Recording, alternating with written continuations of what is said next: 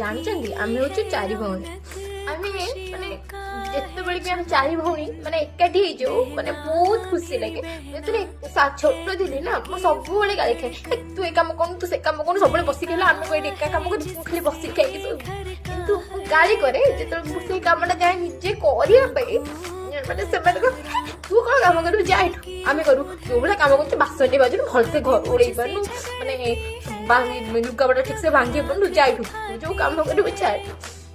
ମାନେ ଗାଳି ବି କରନ୍ତି କାମ କଲେ, ହେଲେ କାମ କଲେ ବି ସେ ସହିପାରନ୍ତିନି। ହେଲେ ଆଜି ସେ ଜିନିଷ ନାହିଁ। ଦିନକୁ ଦିନ ମାନେ ଦିନେ ଦିନେ ଯଦି ବଡ ହେଲେ ସମସ୍ତେ ମାନେ ଛାଡିକି ପଳେଇଲେ।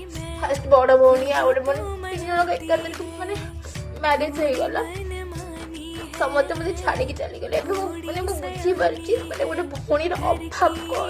ମାନେ ସେମାନେ ଥିଲେ ନା ମୋ ଆଗରେ, ମାନେ ଏତେ ଖୁସି ଲାଗୁଥିଲା କି ମତେ ଲାଗୁନଥିଲା ମାନେ ମୁଁ କିଛି କାମ ବି କରୁନଥିଲି। ଏବେ ମୁଁ ତ ବହୁତ ମିସ୍